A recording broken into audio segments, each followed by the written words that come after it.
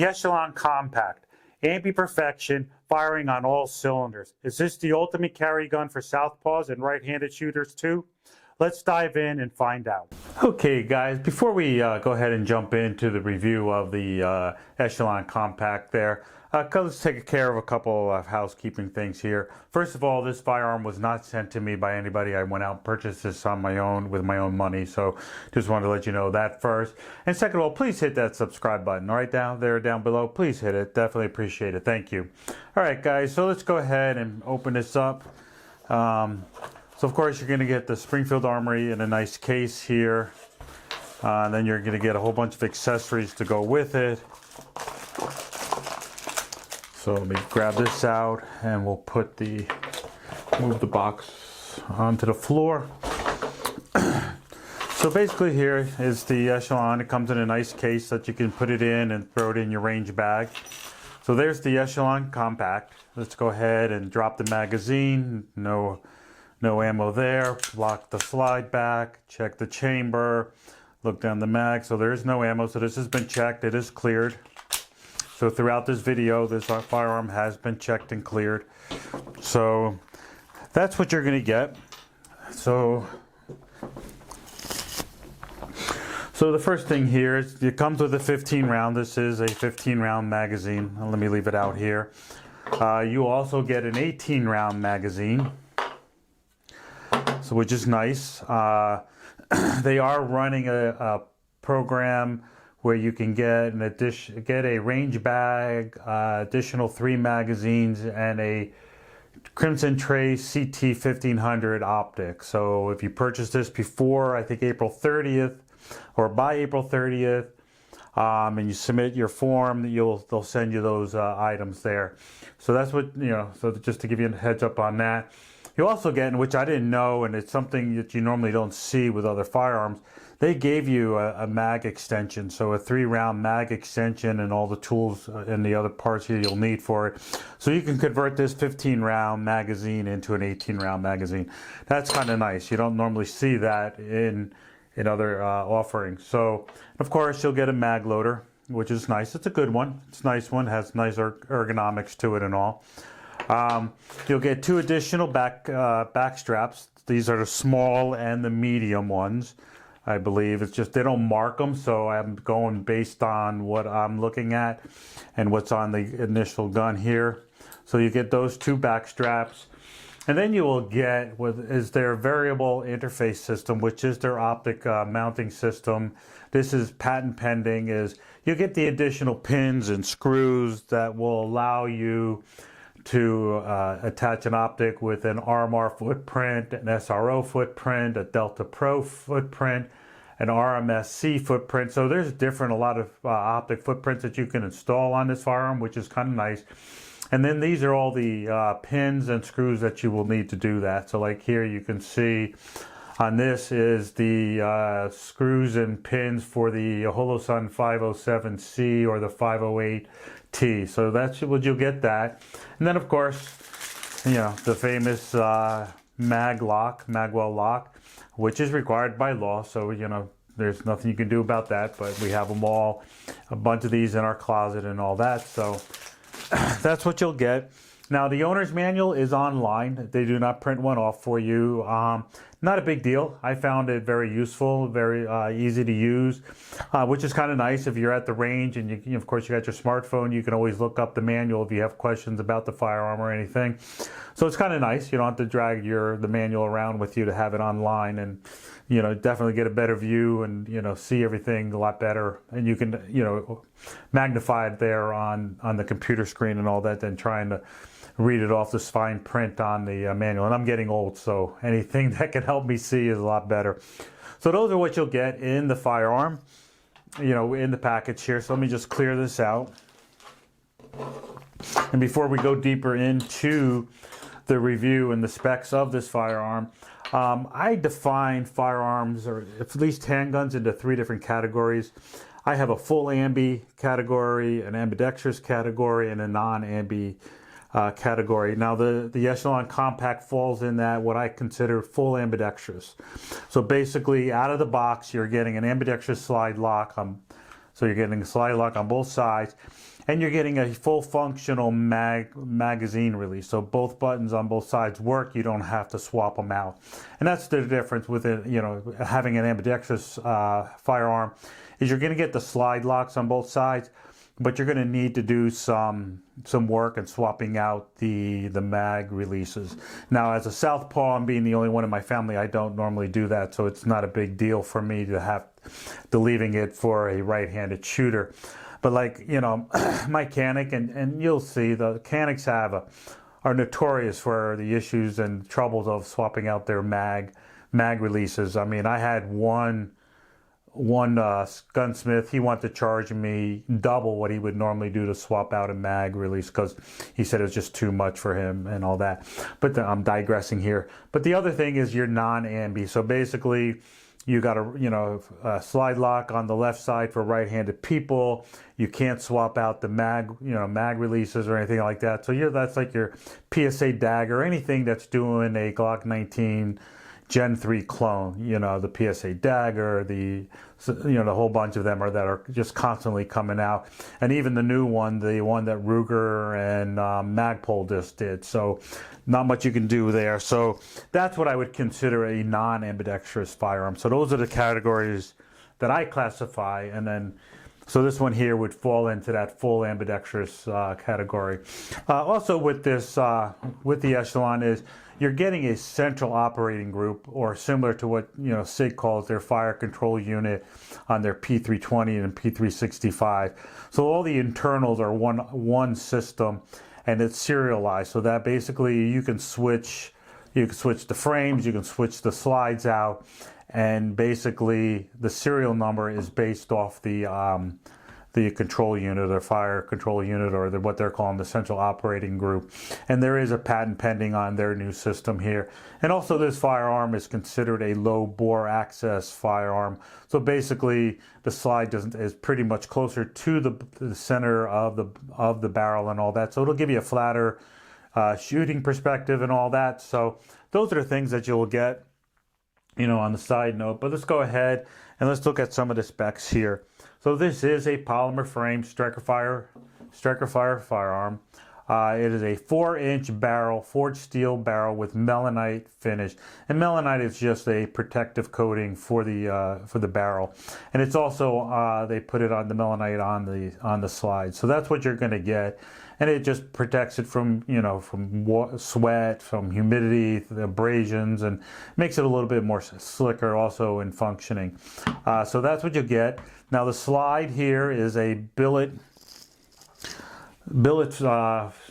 machined slide with also, again, Optic Cut and the Melonite finish on there. So it gives it a richer coating. It protects it from scratching and all those things.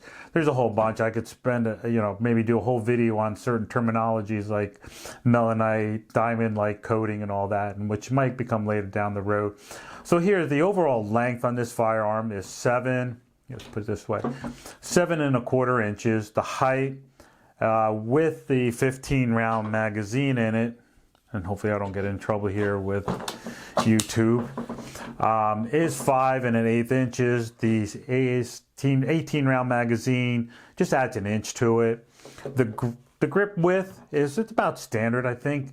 I think even like the P365 is maybe 0.9 to an inch in width. This one is 1.2 inches, so there's not a huge difference. So because of that, you know, what people call double stack or staggered stack magazines, you're allowed to keep that grip thinner and also get a capacity increase on that. So that is nice. So those are some of the things here on the specs and all that you'll get. The weight is, without ammo and all that, is 24 ounces. The 18-round magazine adds another ounce, so you're looking at 25 ounces. The firearm also comes with Tritium .3 system, or their or Springfield Armory's U system. So this one here is their Tritium. That's the one I got there. The Tritium is going to run you maybe $30 to $40 more. It just depends on your FFL or where you're purchasing it. The trigger, and I don't have one of those Lyman caliber trigger pull things.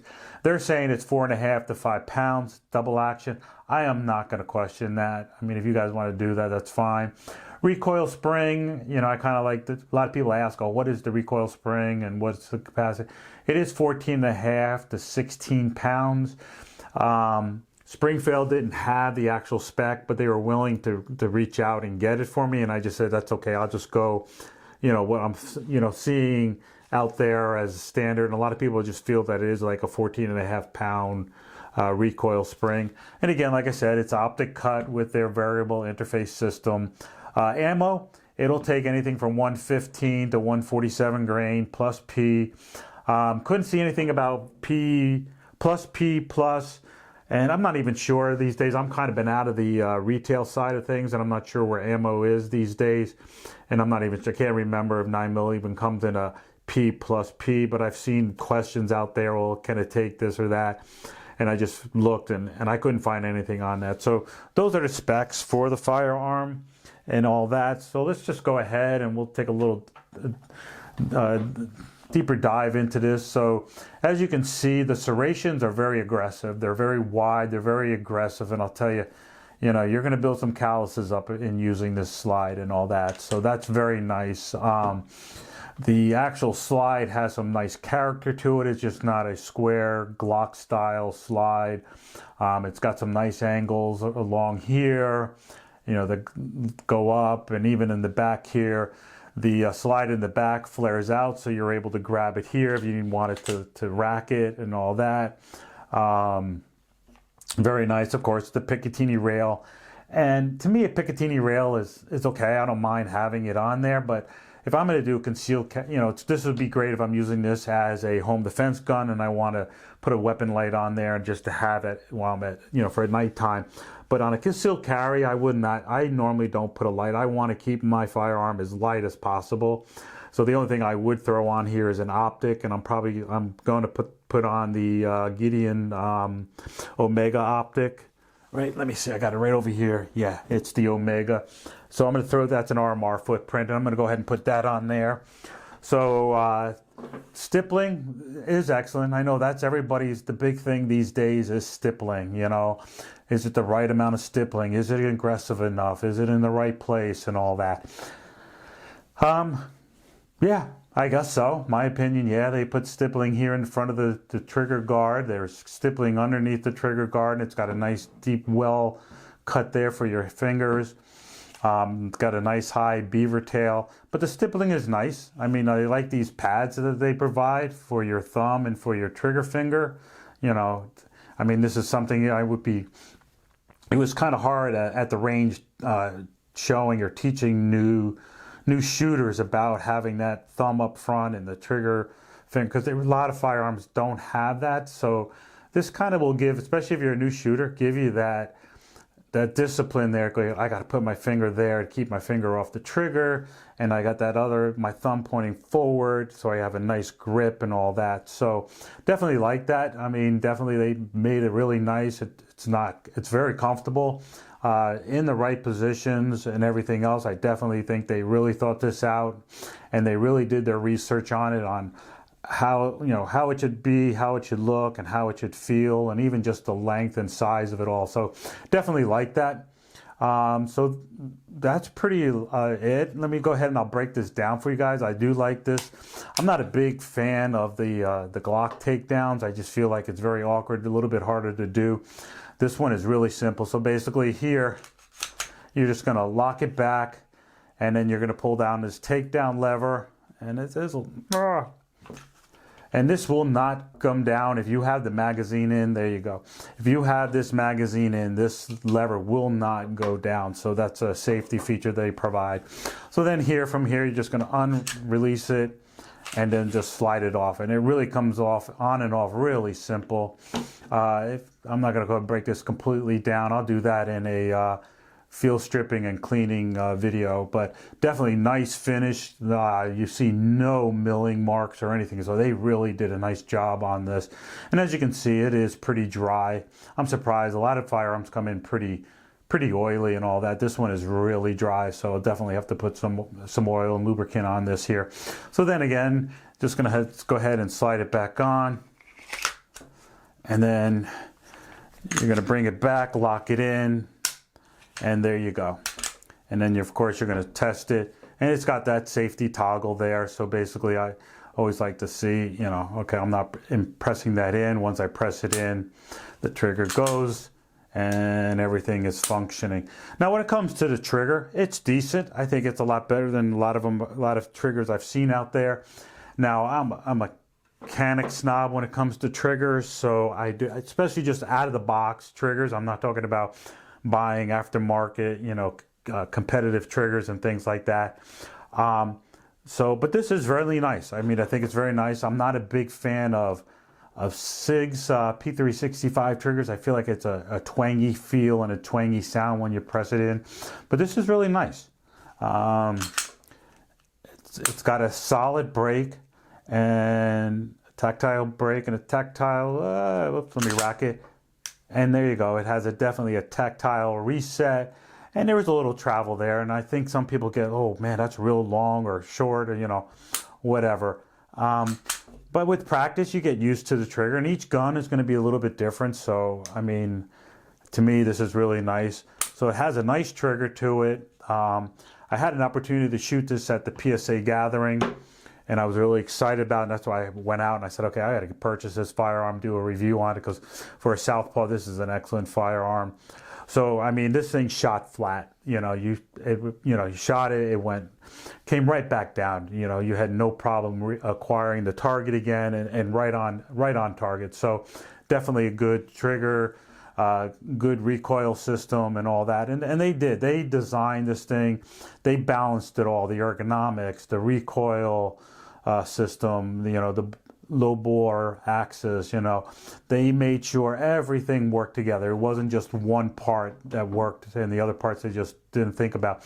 They thought about everything about this firearm.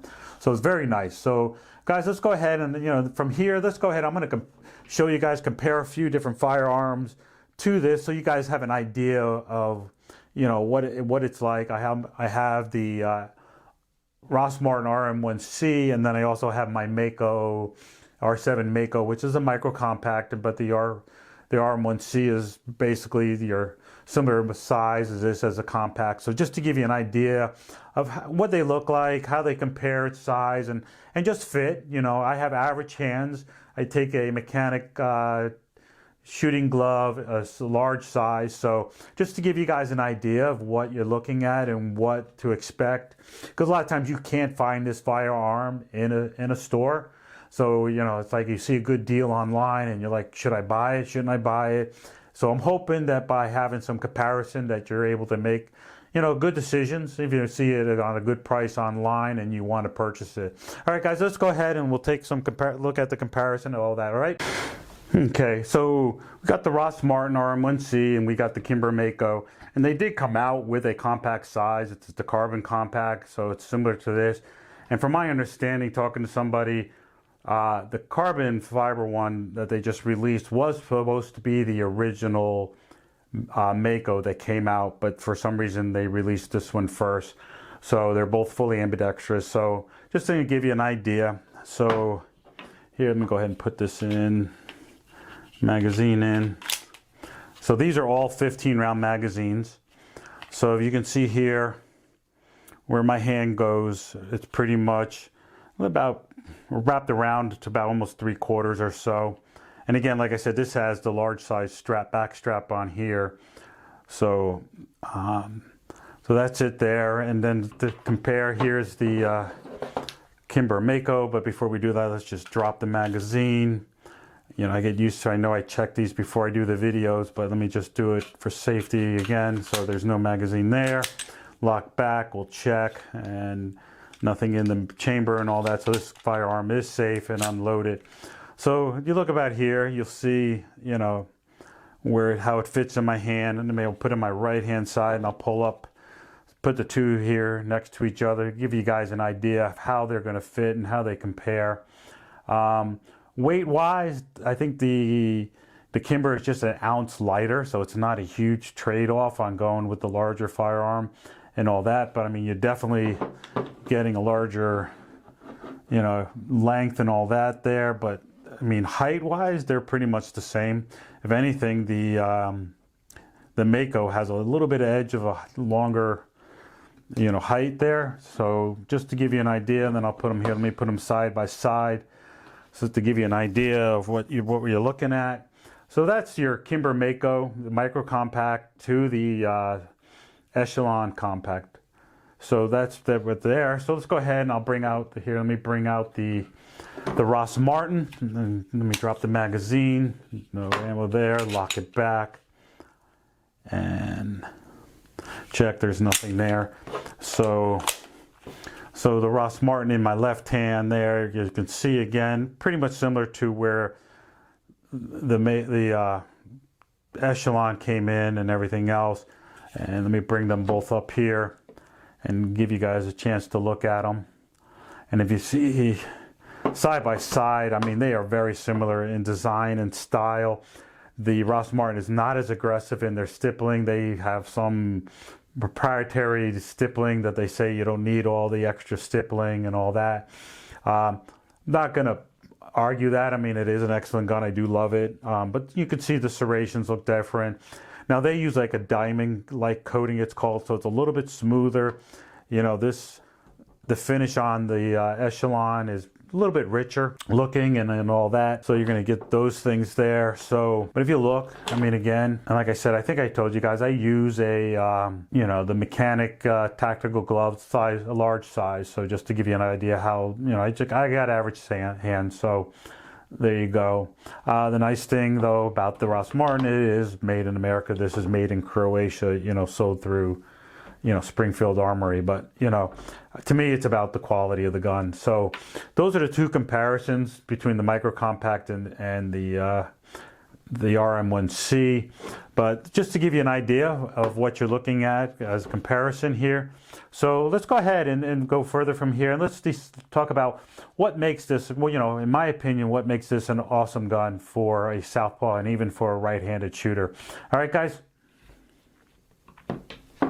All right, guys, so what makes this a perfect firearm for southpaws? First of all, it is fully ambidextrous out of the box. So we don't have to mess around. We don't have to go to a gunsmith or anything like that to swap out that mag release, all right? So that's a nice feature. It comes with an ambidextrous slide lock, so, you don't have to worry about anything like that. Mag releases are functioning on both sides right out of the box. So that is it. What else I think makes it is it's optic ready. The barrel length being, I think to me, the 4-inch barrel is the perfect length. Anywhere from 3.5 to 4-inch, especially for home defense, concealed carry and all that. I mean, I'm leaning away from those micro compacts. To me, they're hard to handle. They're snappy. Don't feel I can get a good grip on it. And Honest Outlaw did a video about the micro compact, the whole hype, and he was just saying the things that you got to consider when you're buying a micro compact. And I know he took a lot of heat for that, but his points were valid and on honest points, and I appreciated that, and I think he really made good ones. So, and I'm leaning that, and maybe as I'm getting older here and all that, I feel like the specs on this makes it a perfect firearm. It's a good balance between the micro and a full size, getting that 3.5 to 4-inch barrel. And what else, and especially what I look for, is having that slide manipulation. So basically, to me, any firearm buying, concealed carrying, home defense, it's a tool. It's a self-defense tool. And if I run into a malfunction, I want to be able to manage and manipulate that slide and all that with no issues. And what this one provides, it definitely does. I have the Canic, and when I worked at a gun store, I mean, the biggest complaint people had was manipulating the slide on a Canic. This thing is beautiful. This works great. Probably even better than the Ross Martin and all that. But, definitely anything in the Glock, the Glock Gen 3s that you're seeing in the daggers and all that. This thing works wonderful. So in a situation, I'm able to bring this up. I'm able to lock that slide back, especially if I'm dealing with a, failure to extract or, double feed because of that. I'm able to lock that slide back. I'm able to keep my vision on the situation at hand while I'm also looking at the firearm and dealing with the malfunction. So I'm old school, so I'm going to drop that magazine. I'm going to allow that cartridge that's in there, the second cartridge, to drop out. I'm going to shake, make sure that that chamber is cleared from the failure to extract. And then I'm going to put everything, I'm going to put this back in, and I'm able to rack. And since this isn't loaded, it's not going to completely work with me. So that's what I like about this, the slide manipulation being at that. And I'll tell you, going to some of like the PSA gathering and some other places and talking to the manufacturers, they don't see that. They don't think about that, especially for southpaws, having that availability to lock that slide back, because they see it as a slide release, not a slide lock, and dealing with a situation of malfunctions during a self-defense situation. So I think you're starting to see the change in that. You're starting to see more firearms coming in that are fully ambidextrous, like you just saw HK release the Micro Compact, or CC9, which is fully ambidextrous out of the box. So that's what I think, why this makes a great firearm, not in just for southpaws, but also for right-handed shooters. It is a perfect gun, perfect balance, and very nice. I will let you know, I'm going to take this to the range, do a range day, allow some of my fellow range participants to shoot this and let me get their feedback. So guys, hopefully if you found this video very helpful, please give it a thumbs up. Definitely hit that subscribe button, share, and be safe.